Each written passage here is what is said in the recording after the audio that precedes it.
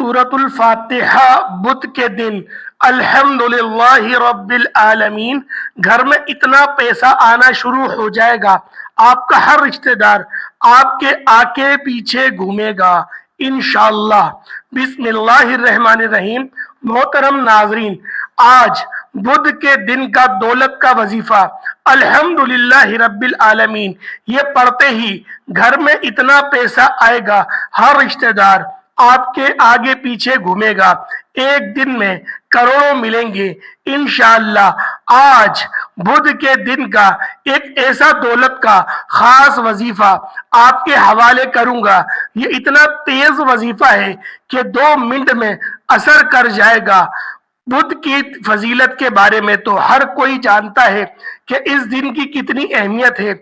इस दिन की फजीलत ये है, इस दिन को गफलत में हरगिज नहीं गुजारना चाहिए, बल्कि इस दिन का फायदा उठाते हुए रहमत इलाही से मालामाल होते रहे और दूसरों को भी इस बारे में बताएं ताकि वो भी इस दिन की बरकतों से फैज़याब हो सके।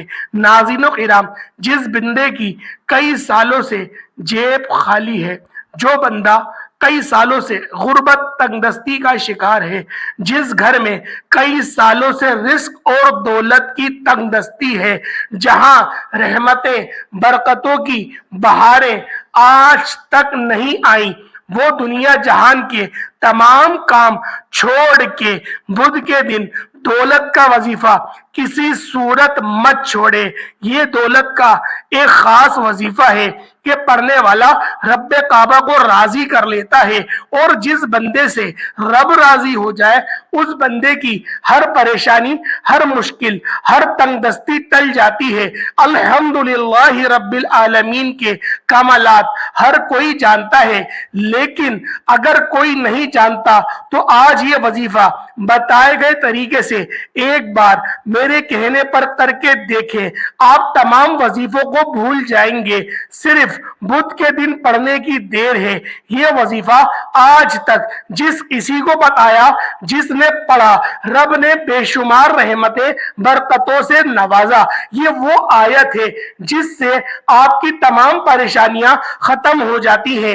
एक साहब हजरत अली मौला अली शेर खुदा मुश्किल कुशा की बारगाह में हाजिर हुए और फरमाया कि मैं तंग दस्त हूँ, घर के हालात खराब हैं। मौला अली ने फरमाया जाओ अस्तगफार करो। ये दूसरा शख्स आया, कहा मैं बे औलाद हूँ, परेशान हूँ, नरीना औलाद दे दीजिए। मौला अली ने फरमाया जाओ अस्तगफार करो। एक तीसरा शख्स आया, उसने कहा मौला अली मेरे घर में परेशानियां हैं, अपना मसला बयान किया। मौला अली ने फरमाया जाओ अस्तगफार करो। वो तीनों शख्स चले गए।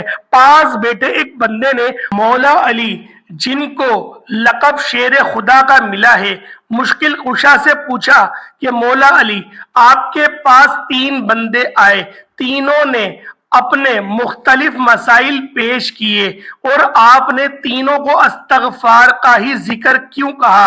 तो मौला अली ने फरमाया कि आज हमारी तबाही और बर्बादी की सबसे बड़ी वजह हमारे गुनाह है।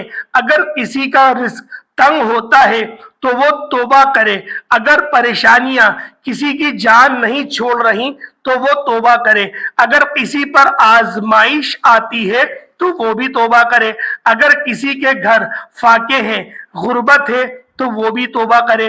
तौबा का जिक्र, अस्तगफार रब को राजी कर लेता है, रब को मना लेता है, और जिस बंदे से रब राजी हो जाता है फिर उसे मांगना नहीं पड़ता, उसे गैबी खजानों से दे दिया जाता है। मौला अली ने फरमाया कि जब कभी आप मुश्किल वक्त आ जाए अस्तगफार करो, और बास औकात वाकई इंसान जाने अनजाने में कोई ऐसा गुनाह, कोई ऐसी बात, कोई ऐसा अमल जरूर कर जाता है कि वो बंदा रब की पकड़ में आ जाता है, और जब बंदा रब की पकड़ में आ जाए तो फिर दुनिया के कोई जादू, जिन्नात, कोई भी वजीफे, कोई भी आमाल, कोई भी अमल आपको फायदा नहीं पहुंचा सकता। जब तक आप अपने गुनाहों की सच्ची तौबा नहीं कर लेते, आप कामयाब हो ही नहीं सकते। इसलिए खुदारा آپ نے سب سے پہلے اپنے گناہوں کی سچی توبہ کرنی ہے۔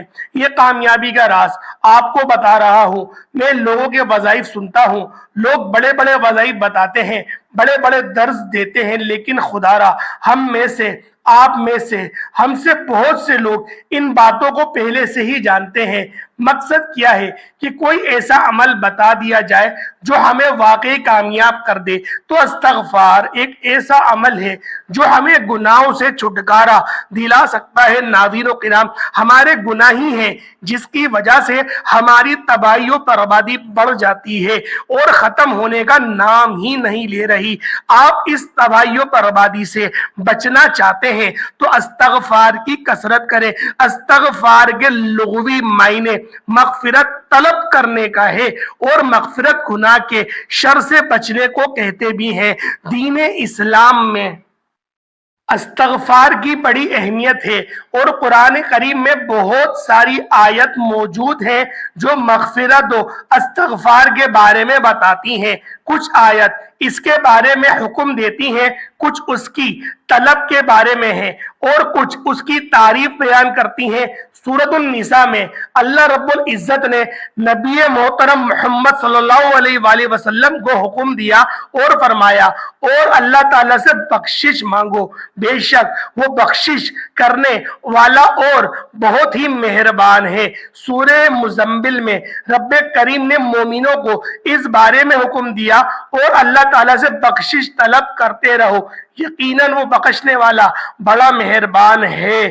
خاتم المرسلین کا فرمان ہے، اور میں اللہ سے دن میں 100 بار بخشش مانگتا ہوں، جس سے استغفار کی اہمیت و اس کی افادیت واضح ہوتی ہے۔ استغفار کے ثمرات میں گناہوں کی بخشش، اللہ کی رضا اور اس کی محبت اور رحمت، عذاب کا ٹل جانا، کثرت سے خیر و برکت اور دلوں کا روشن اور درجات کا بلند ہونا، زہد و تقوی پیدا ہونا، وقار اور بردباری میں اضافہ، روزی میں کشادگی، مال و اولاد میں اضافہ، بلاؤں اور مصیبتوں سے دوری، جسمانی اور روحانی قوت میں اضافہ، اور بندے کا اپنے خالق کی محبت کی طرف رجحان، اور اللہ تعالیٰ کی محبت کے آگے دوسری دنیاوی نعمتوں سے بے نیاز ہو جانا، اور بندے میں دیگر صفات کا پیدا ہونا مشکل ہے۔ جہاں استغفار کے بے شمار فائدے ہیں، وہاں کچھ شرائط بھی ہیں۔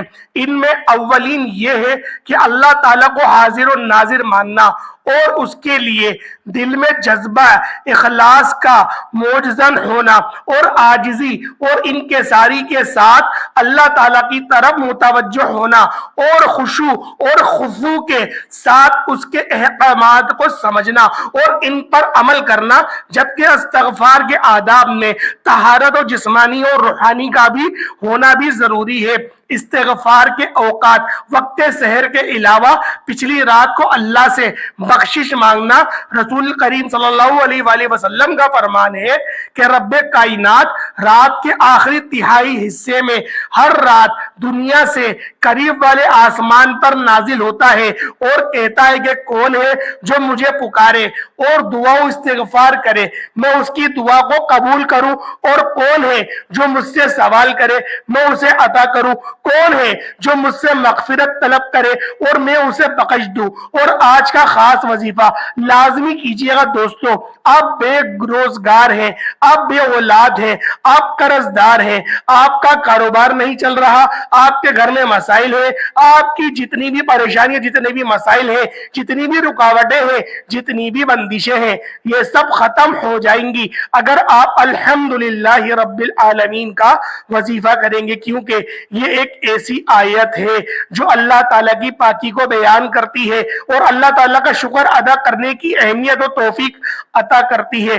جب ہم اللہ تعالیٰ کا شکر ادا کریں گے تو وہ ہمیں غیب سے اتنا خزانہ عطا کرے گا کہ آپ خود حیران رہ جائیں گے، آپ کو سمجھ بھی نہیں آئے گا یہ دولت اور رزق کہاں کہاں سے آ رہا ہے۔